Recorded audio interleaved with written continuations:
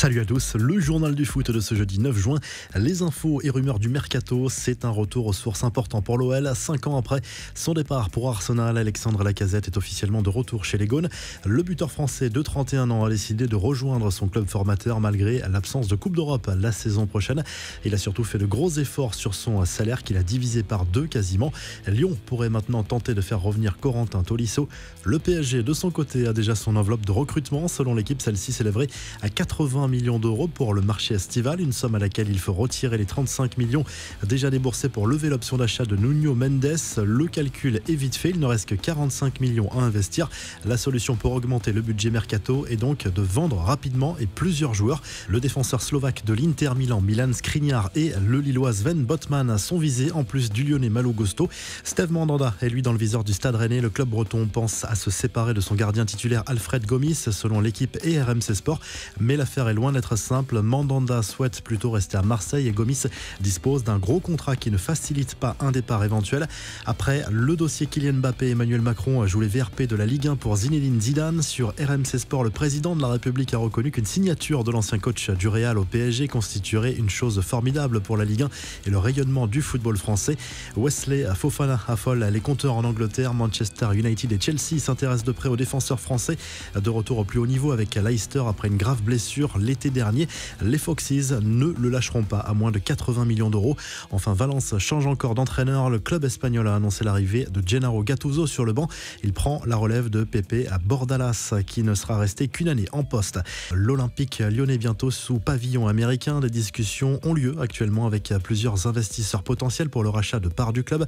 Il s'agit de racheter 40% du capital, mais Jean-Michel Aulas va rester aux commandes. Parmi les 3 offres figureraient 2 hommes d'affaires américains et un fonds de pension, toujours américain, proche du milieu de la NBA. Le match des Bleus en Autriche en Ligue des Nations aura bien lieu. Il y avait un doute sur la tenue de cette rencontre dans le stade de Vienne à cause de l'état inquiétant de la pelouse. Ce fameux trou apparu lors du dernier match contre le Danemark, visiblement à cause d'intempéries ayant touché la capitale autrichienne ces derniers jours. L'UEFA a validé un rapport d'experts, les Bleus, qui devront absolument s'imposer pour rester en course pour la première place. Kylian Mbappé et N'Golo Kanté sont toujours incertains à la veille du match. Voici le programme de la soirée en Ligue des Nations. L'Espagne doit s'imposer en Suisse après 2 nuls en 2 matchs. Le Portugal a l'occasion de prendre seul les commandes du groupe lors de la réception de la République tchèque. À suivre également Suède-Serbie ou encore Norvège-Slovénie. Mercredi soir, la Belgique a pulvérisé 6-1. Victoire importante pour les Pays-Bas au Pays de Galles et de l'Ukraine en Irlande. L'Équateur sous pression. La menace d'une expulsion de la Coupe du Monde 2022 plane sérieusement sur le pays d'Amérique du Sud. Accusé d'avoir aligné un joueur colombien dans les rangs de son équipe. Le Chili a déposé un recours il y a quelques semaines. Le verdict pourrait tomber ce vendredi.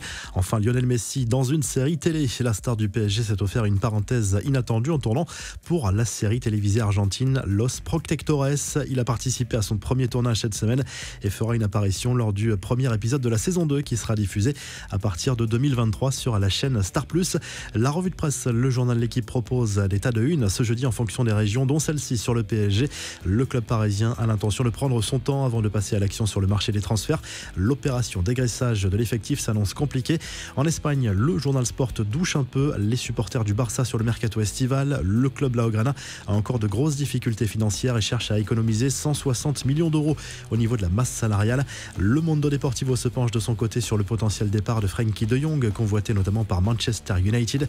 La valeur marchande du Néerlandais permettrait de remplir les caisses du club pour éventuellement faire venir Bernardo Silva. Et en Italie, le Corriere dello Sport se penche sur la première offre de l'Inter Milan pour Paolo Dybala. Un contrat de 4 ans et un salaire de 5,5 millions d'euros par saison a été proposé à l'Argentin. Le quotidien italien évoque aussi les interrogations de Koulibaly sur son futur. Le défenseur sénégalais de Naples pourrait être vendu cet été dans la mesure où il sera en fin de contrat en 2023. Si le journal du foot vous a plu, n'hésitez pas à liker la vidéo, à vous abonner pour nous retrouver très vite pour un nouveau journal du foot.